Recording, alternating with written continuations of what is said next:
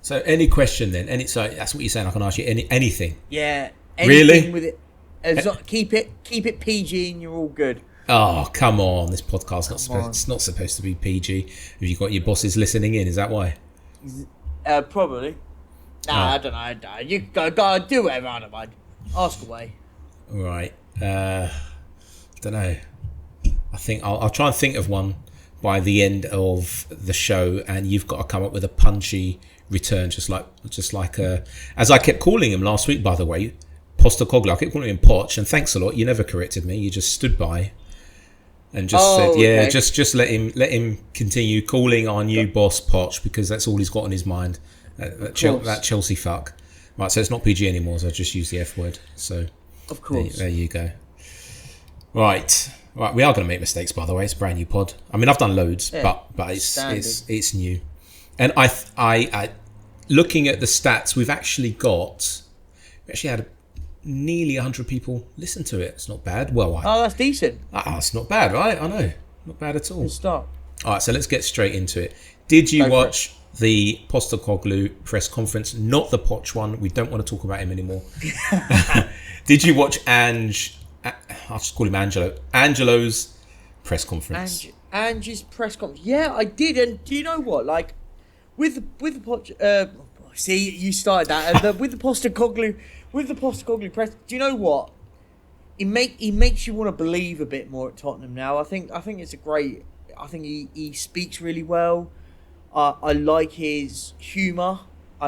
He's someone you can warm to. I don't know. I'd love to get your thoughts on it, because listening to him was brilliant. I genuinely enjoyed it. I thought, do you know what? He comes across like a decent bloke, and he doesn't come across like a manager that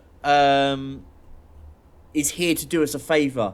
It feels like he's here because he's earned his way here and he's got here, and for me, I like that the most.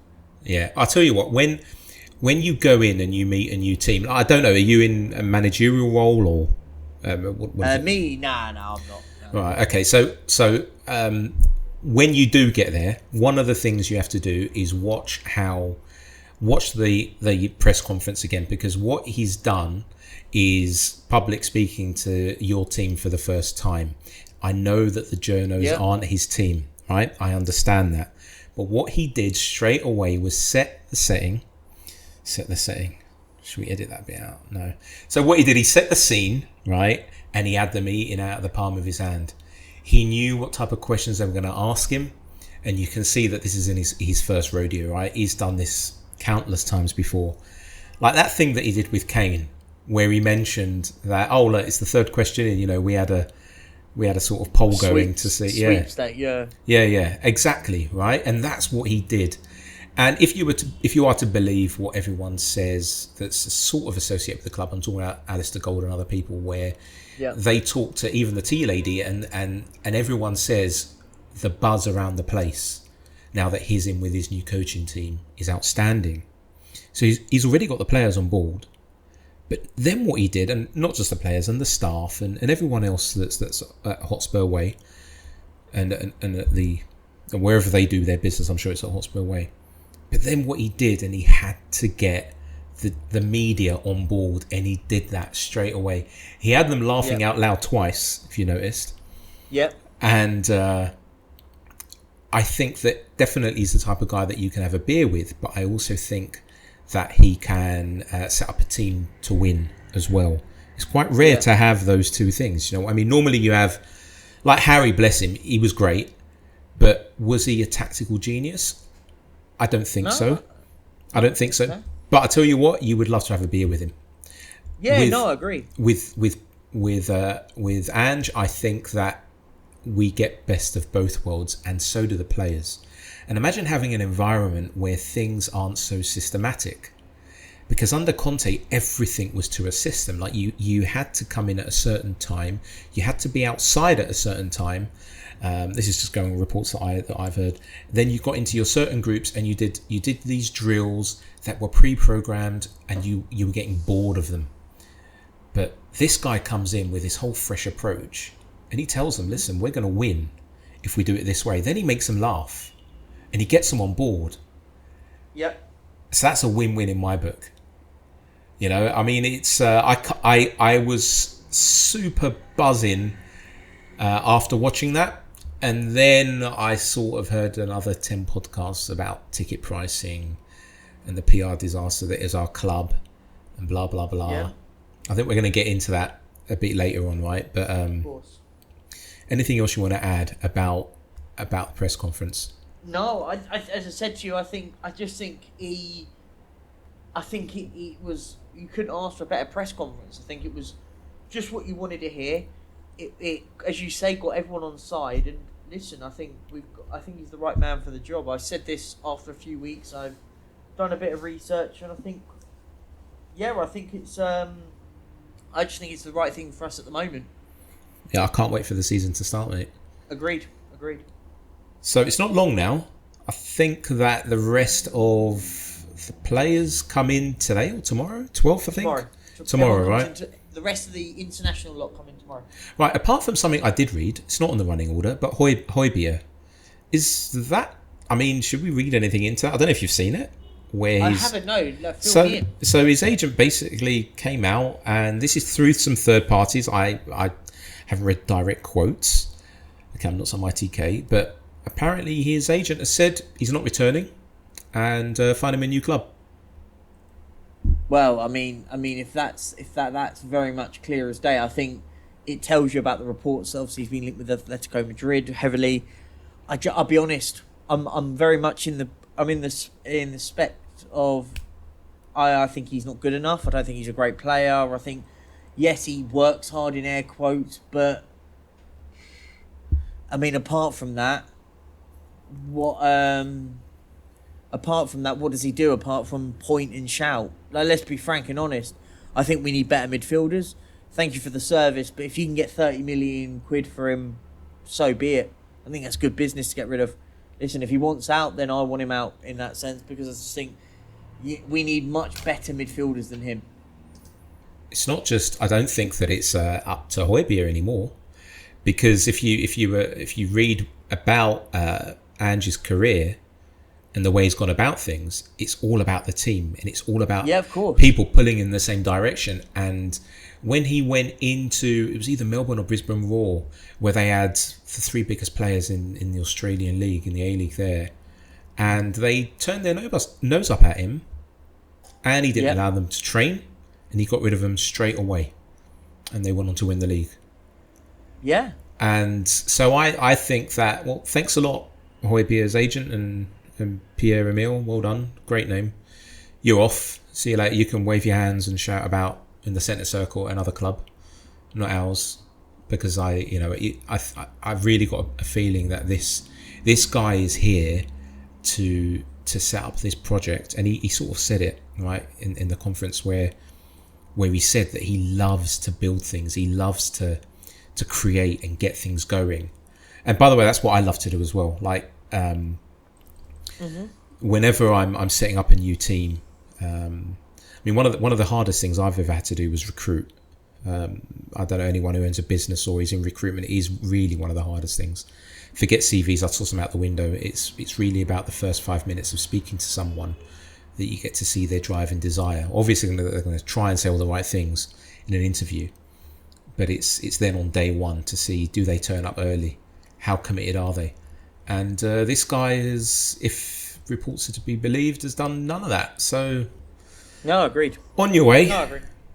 Right, so I've got a question for you.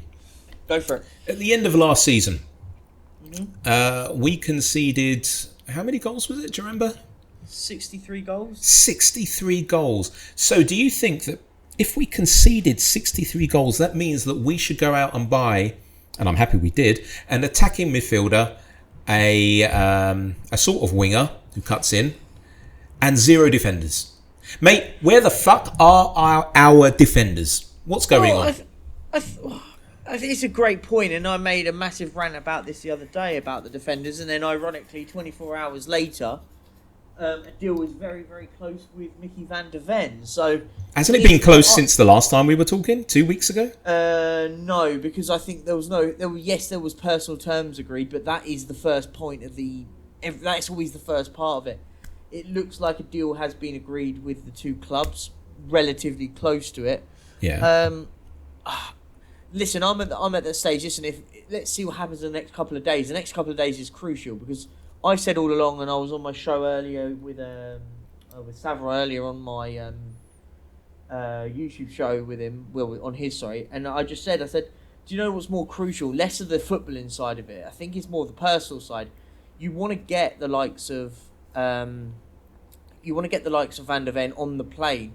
Not necessarily that he'll be playing against West Ham, because you could easily sign a player after the others have flown and then fly them out themselves. But you want them to integrate with the team. I think that's so crucial. I think it's about getting a player as part of the team. I think signing Solomon today, good business, but I think at the moment we need centre halves. I've said all along. I said on the show 2 weeks ago, we need 3. My concern is it's got to be 2 and one other. The one other is going to be the question mark. Who is that going to be? But I think Van der Ven and Tatsoba are so important. We have to get those done very quickly. Yeah, I still don't know where they are. Right, so I'll just continue on what you were saying. Right, so we have a player who comes into a new team and he gets to know his teammates and what have you. Right, if we're going after 2 players who haven't lived in this country, we're talking about 2 human beings. Let's put the footballing side. Let's throw it into the corner, right? We're talking about 2 human beings who have to figure out where they're going to live, try and get to know the people, the culture, and all of this jazz, and then try and put their best foot forward to try and improve the team. And this is why I sort of, like, right now I'm face palming, mate. I'm doing the Jean-Luc Picard thing because I don't get it. I missed out Vicario, by the way, when I talked about the signings, but I don't get it. It was the one position that was screaming out at us. Go and get these done. Sure, if you're going to go and get the other 3 players in, and you want to count Porro and Kulusevski as the other 2, fine. You know, that's all well and good. And I think maybe they had to go and get them done because the ticketing thing that was coming, or maybe there was an angle for that. But guys, come on, we've got the money. In fact, I'll ask you this question. Do you know where Tottenham Hotspur, the team from North London, are in the sporting franchise or entity list that Forbes have put together in the world with regards to generating revenue? That's the thing. Great question.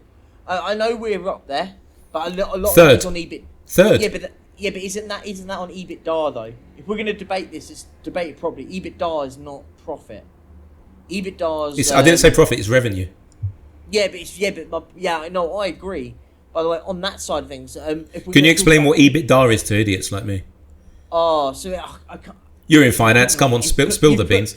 You've put me on the spot. So well, you did say EBITDA. I want to know what it is now. Yeah, no, but I can't remember. Basically, it's done on profit margin and all that lot, and it's very technical. I don't really want to go into it, but it's not the same as profit in a sense, because I think people, it's earnings before. Is it before tax? It's probably earnings before tax and expenses, right? Yeah, basically, it's all that. Yeah, basically. Right. So, EBITDA, ladies and gentlemen, we've learnt a new word.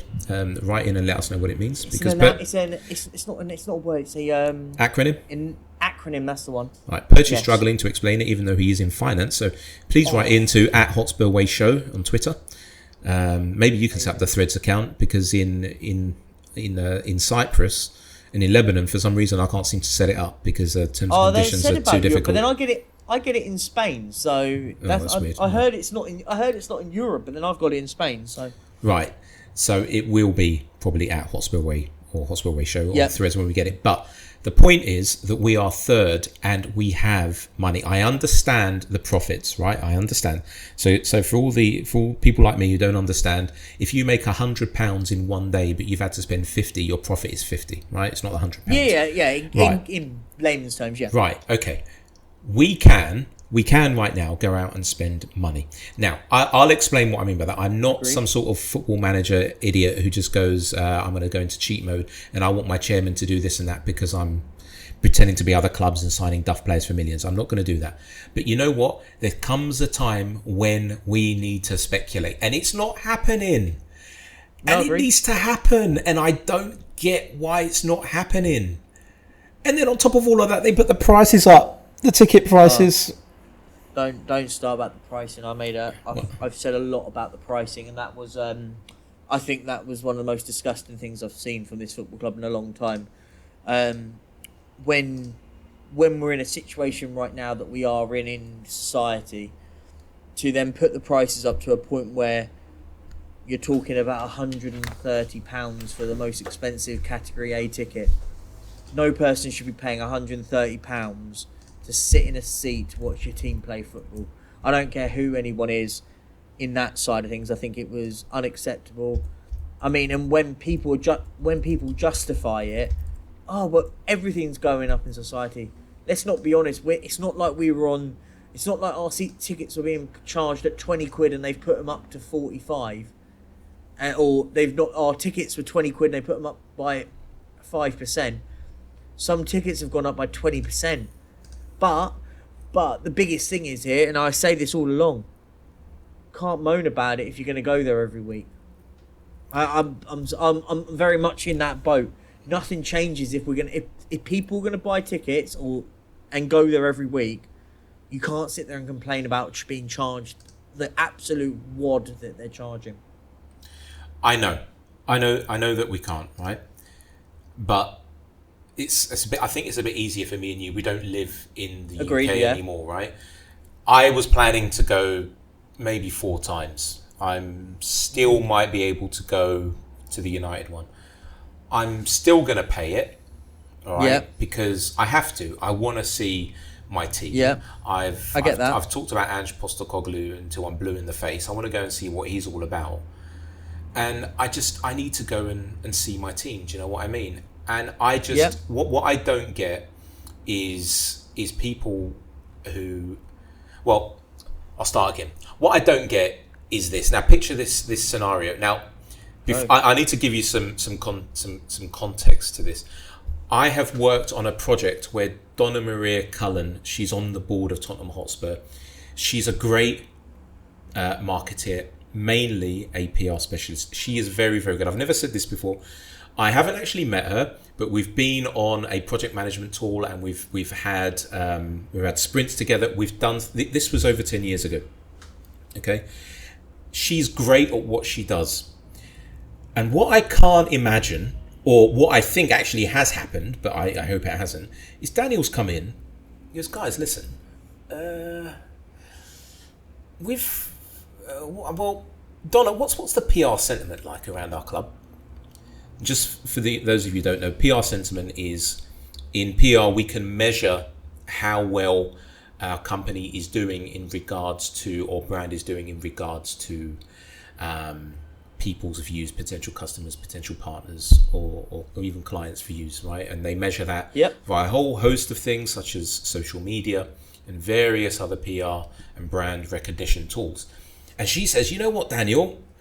This isn't her voice. It's really high at the moment. Why don't we just turn it down a little bit, Donna? Well, Daniel, what do you mean? Well, I think that we can make 0.3 of our revenue back by charging all the One Hotspur members and anyone else who wants to come along. And by the way, the members, Donna, remember, they've already paid because we never told them we're going to do this. Daniel, I don't know what you're talking about. I don't know what you're doing. What?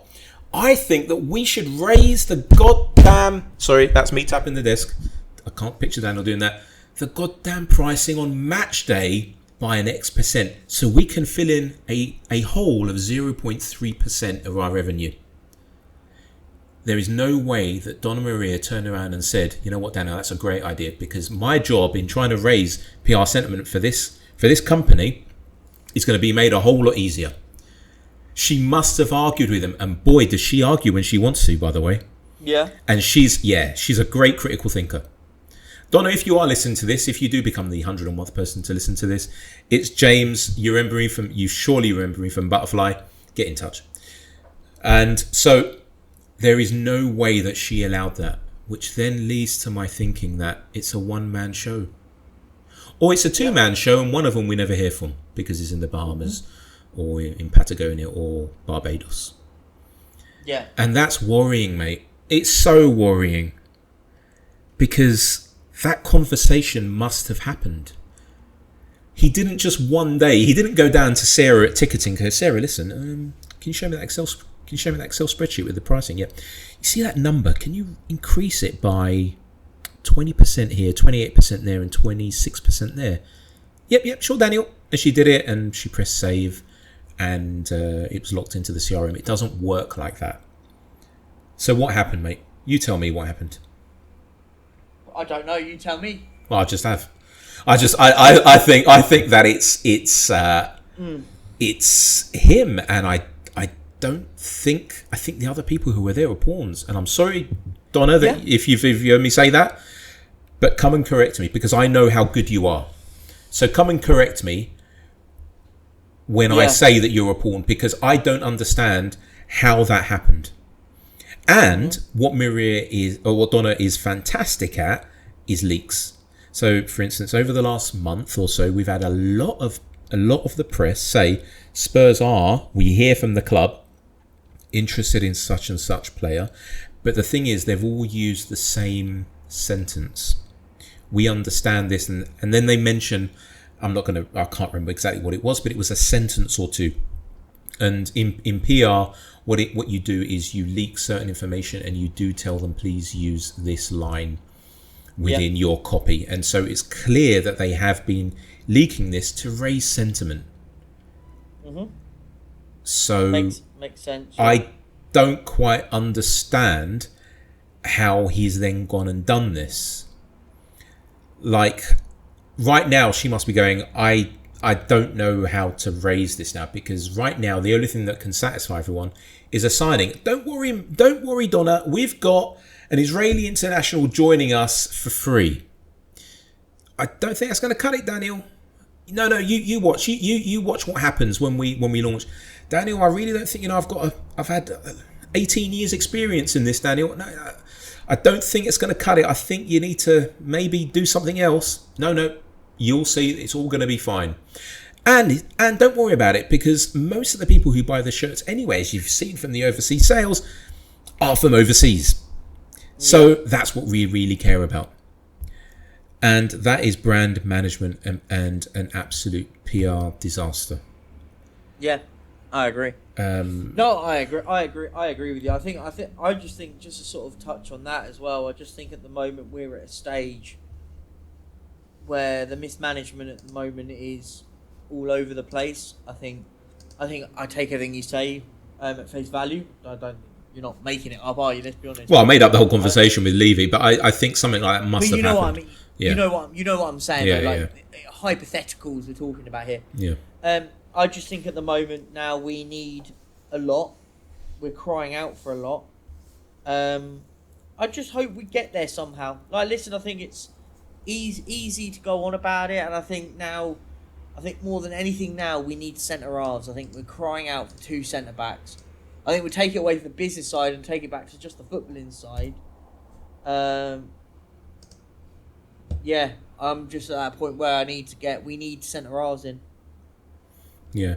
And what do you make of Van der Ven? By the way, before I ask you that question, I did see, and I actually even had conversations with people on a WhatsApp group that I'm on. Bunch of people in Cyprus and a few in the UK, where they said, "Is Van der Ven Postecoglou signing?"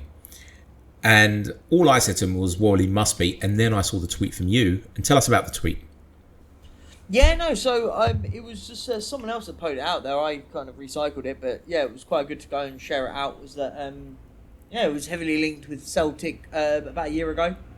So about maybe 6 months ago, actually, maybe more, maybe about no, it was a year and about 18 months ago. It was linked. Yeah, to yeah, both, 2021, I think, wasn't it? yeah, 2022, I think All actually. right. I think yeah, it was linked. It was linked January 2022 into Celtic, which tells me that you don't just. I don't sit there and believe that. I think there's got to be reason about it. The manager obviously wants this guy in. He looks like a tidy football player. I like him. Listen, a lot of people want Tapsoba over this guy. I said no. I think this guy would be the perfect fit for us at the moment. He's got good recovery speed. He's a big lad, and he's captain of the under-21s Dutch side. I think that's so important. We don't have leaders at this football club. We're crying out for a leader, and this guy may not be the full deal as a leader, but it's at least it's a step towards the right place. Definitely, but I'll have to pull you up. I think that Edmund Tapsoba, if you take a look at some of his stats, they're off the charts. I know that you can't always replicate. I know that you can't always replicate stats because they are on paper or digital, and what happens when you go to a new league and blah blah blah and all of that jazz, right? We understand that, but why can't we get both? No. Sorry, say. The caveat is I want to see both those at Spurs. I think we need two defenders. I don't want Longley. I will stand up and say I don't. I would rather Eric Dyer stay for one more year than we sign Clement Longley on a 3-year contract. I think it negates the problem. I think you get Longley in, you've already signed him, and you're already thinking about how do we get rid of him. I just don't want to be in that position. So I think I'd rather us keep Eric Dyer for 1 year and then release him at the end of his contract than have Longley in, and then looking next summer to go and get a third centre half in. I'd happily do that. I mean, outgoings is such an important one. It looks like Sanchez is going, but yeah, no, for me, the point mainly is we've got to get both. I think that's so crucial. Yeah, and the problem is that I think we will get Longley in, and the other day I had a bit of an argument with someone on Twitter, surprise surprise, where they said their argument was that you can bring him in maybe even on a free, and it doesn't matter that his salary is going to be 300k a week. And I said to him, you must play a lot of Football Manager, because if I've really progressed and I've been at Spurs for a while and I'm on 150, and then this guy who came in didn't do much better than me and is on double my salary, and they said no, but we can flip him, like we can sell him quickly. No, it doesn't work like that. No, it doesn't work like that. Barcelona are really trying. You know, they've sold him quickly, haven't they? They've been trying to sell him for 2 years. You can't get rid of him, and it's not just that. Most players, and this is directly from Football Manager, when they come in, they normally get a signing on fee. So we'll get a signing on fee, and that's normally passed against his salary, right? So we'll get a signing on fee. He'll get a huge salary, and he'll want a 5-year deal. And then we want to sell him after a year or two because, you know, people on Twitter say we should flip him, and so that's how business should be run. And no one will buy him. And then what do? 30 million. You sit there and then having to figure out how to get rid of a player. That's why I said in my lot, and then I got shut down for it when people go, you want Eric Dyer to say, and I said no, but in context, I'd rather we keep Eric Dyer for 1 more year. If we're to sign 2 defenders in this window, him be the 4th choice, and then in the summer of next, we go, do you know what? He's going out on a free. The rest of these are going out on frees. We're releasing them. Now we go in and buy a 4th centre half that we've scouted for 12 months properly, like proper football teams do. Scout for 12 months, and then go and get the next man in and improve our defence that way. Listen, I've said all along, I think the Postecoglou situation isn't one that's going to take a window to do. It's not going to take 2. It could take 4, maybe even 5 windows to completely fix the problems we have at this football club. Systematically, problems everywhere. On mismanagement, on terrible signings that we can't get rid of, players that are on 100 to 200 grand a week that we just can't get rid of at the moment. You can't even get rid of them. You can't give them away for free. And I think that's the key problem we've got at the moment. Exactly. But I said 30 million. I meant to say 18. Imagine so Longley on a 5-year deal, 18 million. All right, let's just say 16 million because he doesn't earn 300k a week. He's not going anywhere. No, I've got 16 million due to me. We're seeing this with Ndombele. We're seeing it with Lo Celso. You know, they're not going to go anywhere. Why would you? I wouldn't. You know, they don't have the same affinity that we have with the club. They don't care. No. They've got a short career, and that's it. You know, it's out. They're out for themselves. So he's not going to go anywhere. So let's stop this Longley thing. But I've got a feeling that we're going to get him and Tosin. Tosin, actually, I don't mind. I'm not an expert on him, but I've seen him play twice, and he looked all right. He did, and I actually did think the last time I saw him, he's actually all right. I'll take a look at this guy, and then when we were linked, I thought, great, that looks good. But we really should be pushing the boat out and getting these players in, and now. You know, not waiting until the team are off in Australia. Yep. We're going to Australia, and where else? We're going to the Far East, I think? No, I think we're going to Southeast Asia. So I think we're going to Singapore after Australia. I could be wrong, but... All right, okay. I think it's definitely mainly in Australia, I believe. We need them there. We need them bonding, you know? We need them bonding there. By the way, there's another thing something you said, again, I'll take you up on this. I don't believe that any club, and I mean any club unless they've lost all their players, needs 5 or 6 windows to fix problems. I'll explain what I mean by this. I believe that every transfer window is an incremental stage in making, or should be there to make your team better. I think that within, let's say, 2 or 3 windows, seeing as how Postecoglou has worked in the past, he will get out most of the deadwood, whether the players want to go or not. Okay, he will treat them in such a way where he'll turn into thunder. Forget the lovely guy that we're seeing in the press conferences. He won't be like that. And so they will leave. And the worst thing about it is having players who don't want to be there, and then you've got a team that's winning and you're missing out on that. They're professionals, right? They want to be part of that.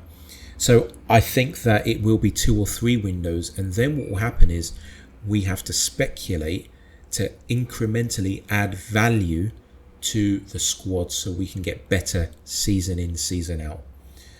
Because if it's going to take 5 windows, mate, 5 windows is what, 2.5 seasons? 2.5, yeah. Yeah, 2.5 seasons. No, I don't think he's ever spent longer than 2.5 seasons anywhere. Maybe I'm wrong. No, I was being more facetious when I said that, but I mean it more in the sense of it's not going to be one that gets done overnight. Like, it's going to take a while. The way we operate as a football club, we're not Chelsea. We don't operate like Chelsea, because Chelsea go, do you know what? We're going to bin 6 or 7 of you now. We don't do that. The problem is we can't get rid of these players, and I think that's the key bit. When I say 4 or 5 windows, a lot of these might have to stay until their contracts are done, or we go and pay a chunk of money to get rid of them. And it's such a hard fine line. I think I made a point about this earlier today, and I said the only thing what I do think could happen is you might see contracts torn up nearer the end of the window. Last day of the window, we can't get rid of an Ndombele or Lo Celso or Tanganga or whoever. I mean, insert whatever bit of dross we have. I mean, there's enough of it.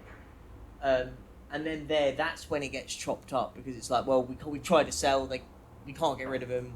We want them off the wage bill. We've got to pay it off now. Yeah. And I think you might end up getting to a situation where it is like that. Yeah, it's tough. But listen, we're a football club that needs to actually start acting like a football club. We need to. We're crying out to act. We're crying out to act like a football club, because we're just going to keep sinking otherwise. And listen, I think we're at a stage now where we're starting to see a little bit of it happening. Not always. We're still way behind the curve of what we need to be doing, but we're starting to see it. We're getting semi-okay, decent business happening. Semi-decent business. Yeah, look, had Maddison signed when we last did the show? I don't think so, right? I think Vicario had. Vicario signed the day we did the stream, so yeah. Yeah, it was happening right live, wasn't it? That was good. So, what do you think of Maddison? Spend a minute or two. Oh, I think it's one of the best signings going at the moment. I think we've got a creative midfielder we cry out for. good value, good business. Can't really go against it. I don't think it's someone we should have signed years ago. We should have signed him years ago when he was at Norwich and Coventry. We've been linked with him for about 7 years now. Finally got him. But yeah, I think it's good business. It's business that should have happened a long time ago, but at least it's done now. Yeah, I think that what he'll do, he'll slot into the one of the 2 number 8 roles that Postecoglou. You fall over? No, bang the window. Oh, fair enough. Weird man bangs window in Barcelona. Yes. So I do think that he'll fit into one of the 8 slots. That's if we play that way. And it's quite interesting that Postecoglou did say that, you know, it's not always set in stone the way he plays. If he is to use the same sort of system as he did at Celtic, then what happens with Maddison is once we're in a defensive position, you'll see that Kane will remain up top with Maddison. Well, basically, it becomes a sort of 4-4-2. So you'll have Maddison and Kane up top. And then what will happen is as soon as the break comes on Maddison, slightly he comes a bit deeper. And once one of the triangles, it's normally 3 triangles they try to play down the wings and one in the centre. So when that happens, then he will be involved with the other number 8 who's near him, who I don't know who it's going to be. Most probably, I don't know if it's going to be Bissouma, because Bissouma, I think, will be our player of the season at number 6. I'll talk about him in a bit. He'll be 6? Yeah. You think you'll put Bissouma as a 6? Well, I'll tell you why. Shall I tell you why? Well, no, you tell me why, and then I'll counter it. I think he can play there, but I don't think he's going to be the best player there. I think you kind of need Bissouma to be that sort of box to box. He's got a proper engine on him. Right. Okay. So that's. I think he might end up being the 6 as a temporary basis until we sign someone. Right. So the second number 8 does become the box to box midfielder. There, he needs to have a much bigger engine than his counterpart number 8, because what he does is he'll pick up the ball from the 6. The 6 normally what he'll do is he's a Modric type of player, and he'll play the ball quickly. A triangle is formed. The first number 8 will then pick it up, pass it to the wing, and then comes in the second number 8, who then forms the triangle with either the striker and the winger on either side. And then what will happen is once the ball has been played forward, he will then push forward, and then what will happen is the box-to-box number 8 will then push right up to pick up any loose balls and press. And so that's how Postecoglou has been playing. I'll tell you about Bissouma. When I see Bissouma, I see a player who, before he receives the ball, knows exactly what he's going to do with it. I don't know if you saw that in glimpses towards the end of last year. He knows what he's going to do with the ball. He can read the game. His vision is fantastic. And for me, that is a number 6, because he's going to pick up the ball from, and the way Postecoglou likes to have it is one of the defenders comes out of the back 4 with the ball, Van der Ven, because that's what he loves to do, and gives it to the 6, who immediately turns around the play and will either play it out to one of the wingers or one of the number 8s, or a ball over the top. And I can see Bissouma doing that. Because if you notice, he always wanted the ball as well. If you always looked at him, right, he's always got his hands down by his side, and he's, you know, that gesture where your fingers flip up and you're saying, right, give it to me. That's what he was doing continuously towards the end of the last season. And I thought, wow, if you continue on from here, and he looks like he's hit the ground running. You saw him when he, you know, all the body language experts came out of the woodwork when the guy set up on the first day of training. But he looked really up for it. Really up for it. And you might be right. He might be the box-to-box number 8, but then again, who comes in as the 6, as the player who takes the ball from the pressing centre half that we're going to have, that pushes up, takes the ball from him, and quickly either a short pass or a mid-range pass to either a winger or the 2 number 8s, or 1 in 7. It's normally like that under Postecoglou, to the striker. Who does that in our team right now? I mean, you're going to say Skip? Who have we got? We've got Skip. What, in midfield at the moment? What? Yeah, because Bentancur's Yeah, I mean, he's not. Yeah, he's not going to travel. He could do it, by the way. He could definitely do the number 6. That's what I mean. Bentancur would be your guy, but not at the moment whilst he's out. I mean, he won't be playing until probably December. So I mean, you'll be very hard on getting him in anytime soon. Who do I see doing it at the moment?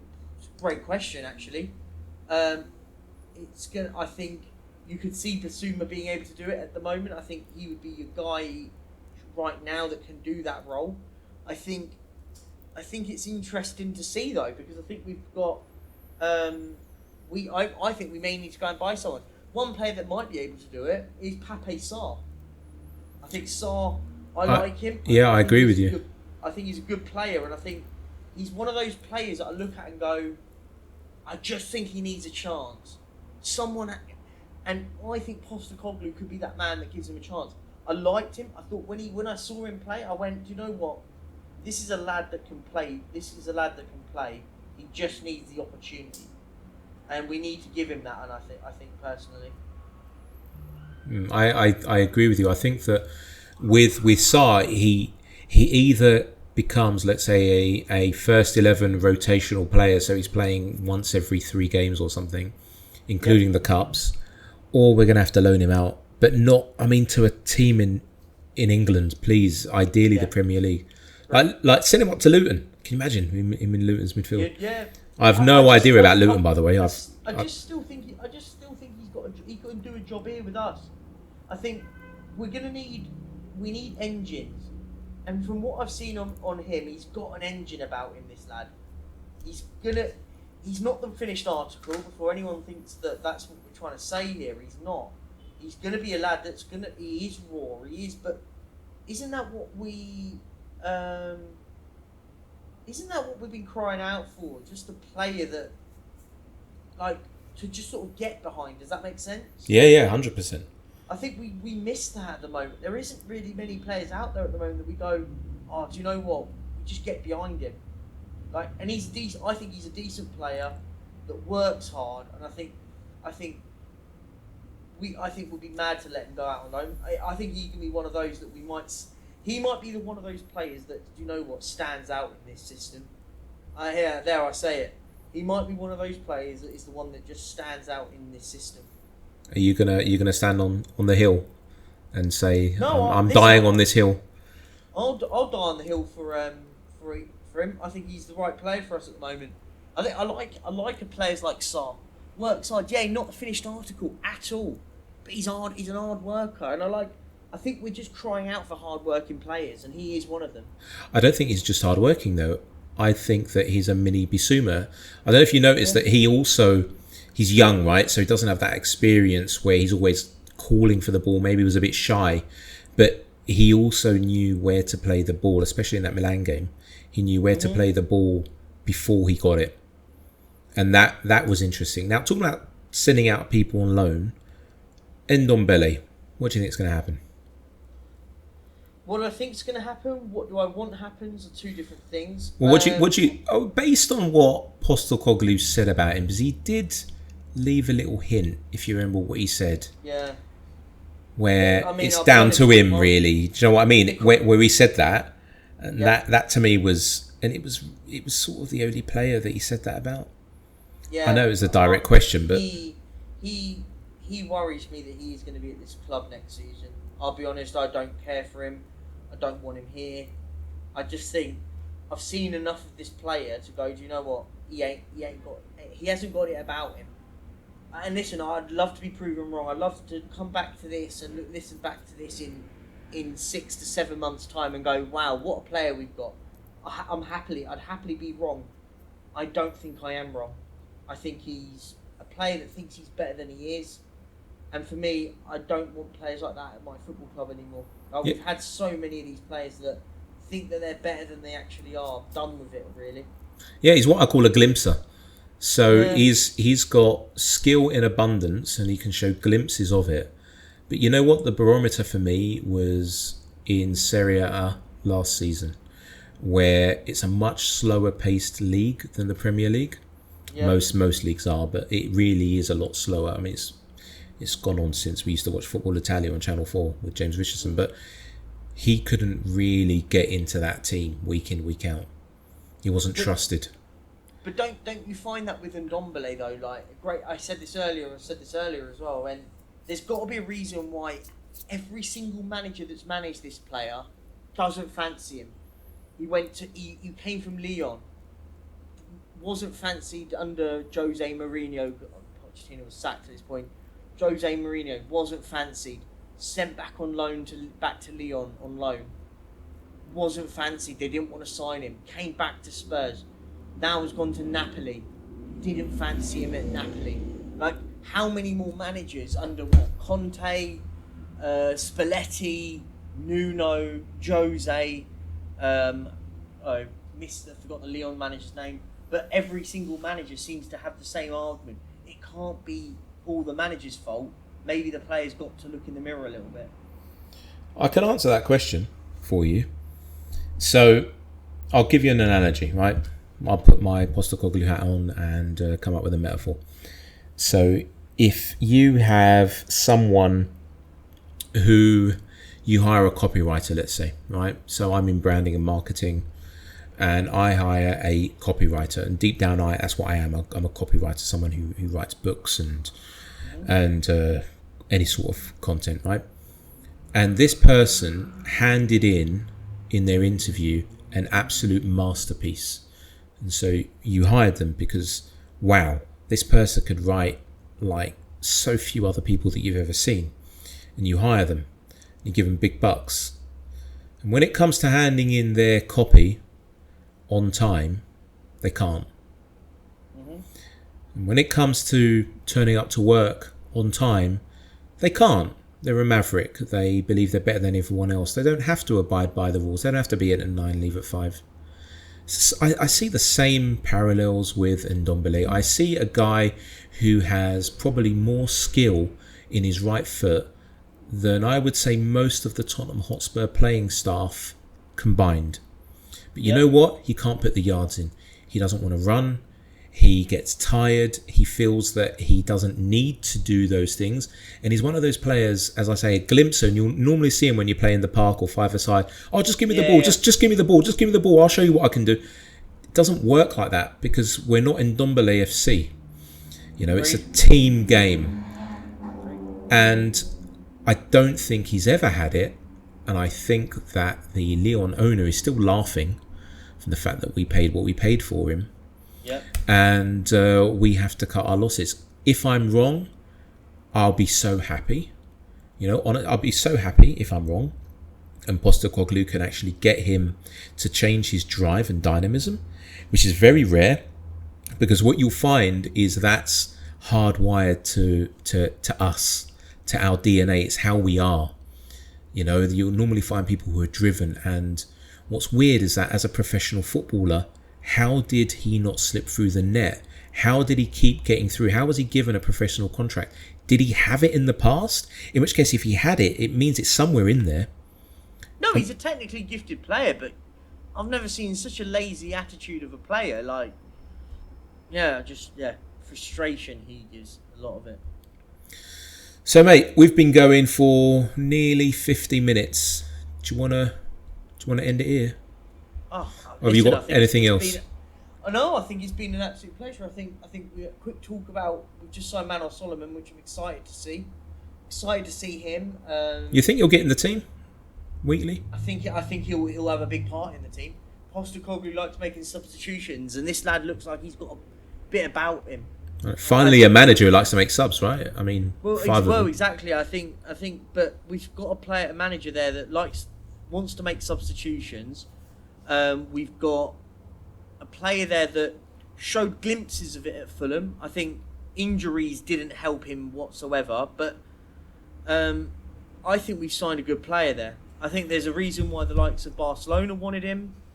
I think we've got a good player there. I think people using the sort of it's a cheap signing as a sort of stick. No, I don't care. That's the wrong,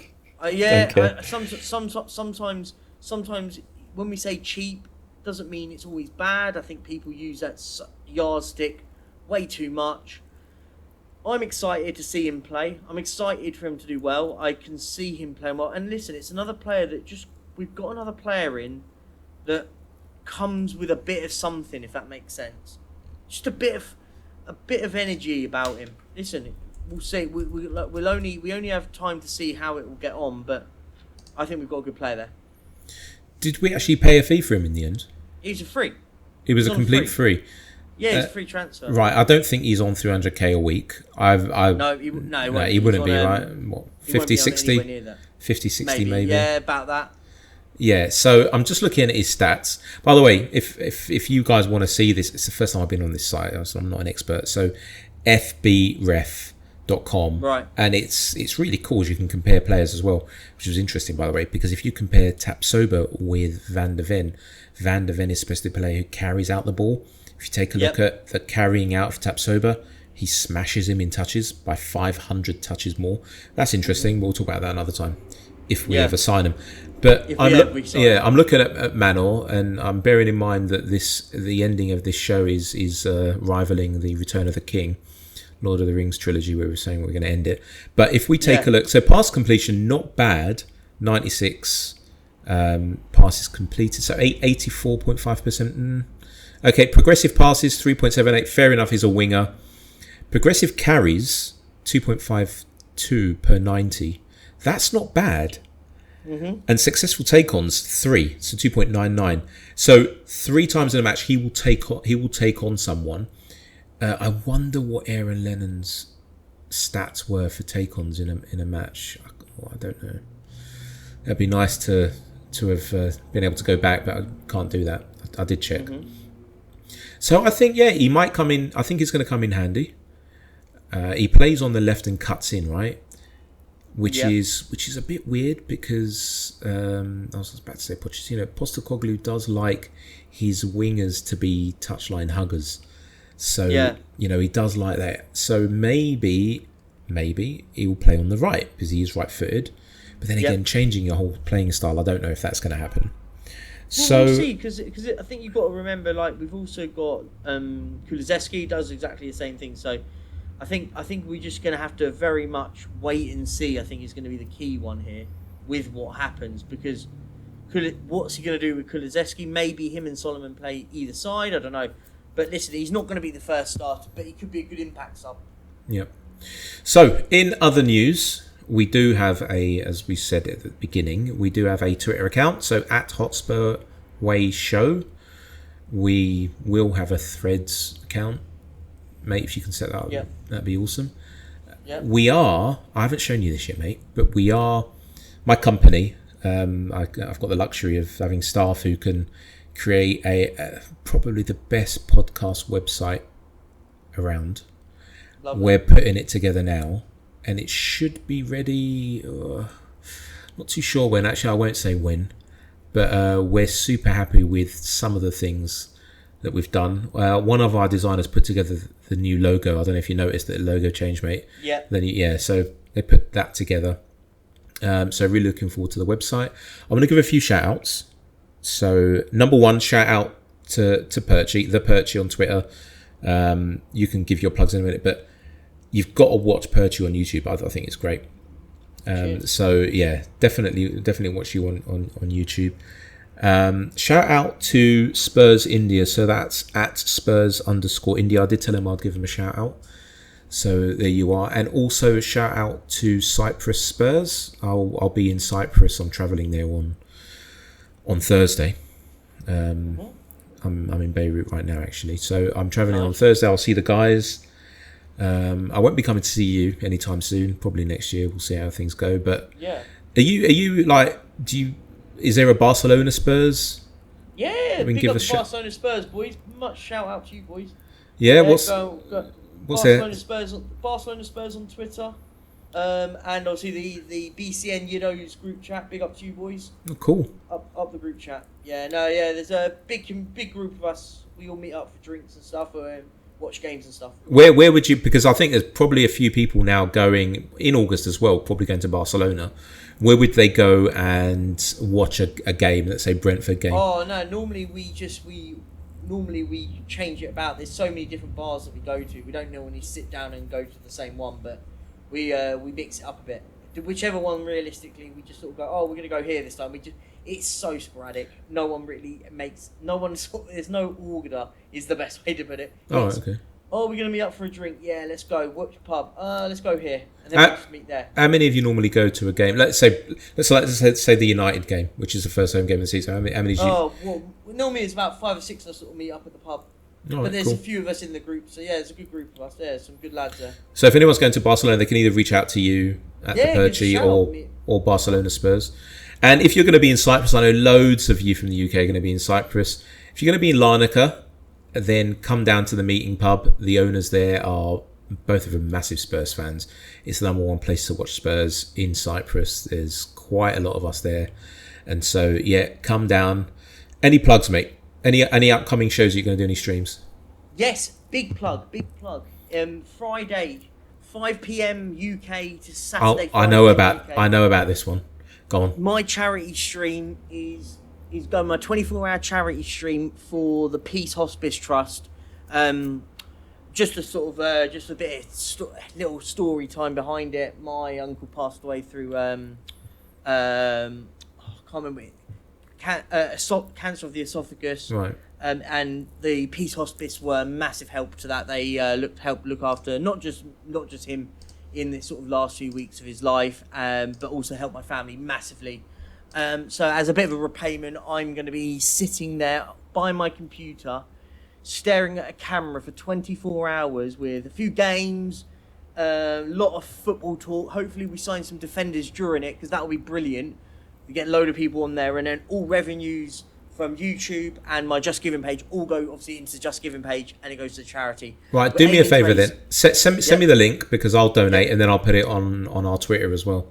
Brilliant. Yeah, no, let's do that. Yeah, no, definitely. And hopefully we can raise the £2,500, which is the hefty target I've put myself on.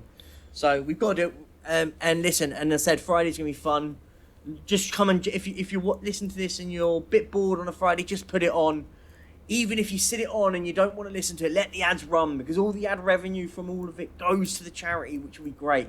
So listen, come along, just get involved, subscribe to @the_Perchy TV. We'll be all over there. Listen, I do daily streams, so you can come and listen to me at 12 o'clock UK time every single day. I won't obviously be doing it on Friday for obvious reasons. Yeah. Cool. And last question from me. Also, by the way, everyone, please, all 100 listeners, and hopefully 101 with Donna-Maria Cullen listening, let's all tune in for that. That would be great, because I was shocked, by the way. Actually, before I go, there is one other question, so 2 questions. 24 hours straight. Have you ever done this before? I haven't done the full 24. I know Sav had done it a few times. I helped him. I managed about 9 hours of it. So he did the 24 hour. He completed it before. So, but yeah, big shout out to you, mate, as well. I know if you're listening or not. Is that? Yeah, he. Sava, a fellow Cypriot sounding name, I think. Yeah, he is. Yeah, Football Heritage TV. Plug to him. Big up to you, mate. Yeah. So I think we should get him on. I think we should get him on the show. Yeah, no, I think it'd be definitely a very good guest to have on at some point. But yeah, apart from that, that's the main thing. So the idea is just let's try and raise as much money as possible. That's cool. Basically the plan. It's for a good cause, so let's do it, definitely, guys. A massive cause, yeah. And one last question: what did you think of the intro and outro music of our podcast? Now, this is a difficult question, because you might say to me, "Oh shit, James, I've not actually listened to it." In which case, I think we'll end the show here. Go for it. Go for it. See, you didn't play that. You didn't me there, because you intentionally didn't do that on purpose. Yeah. I see what you've done there. I see it. Fair play. So, see you guys in 2 weeks. Maybe we'll have an impromptu show. I don't know. We'll see. We'll see how it goes. And best of luck.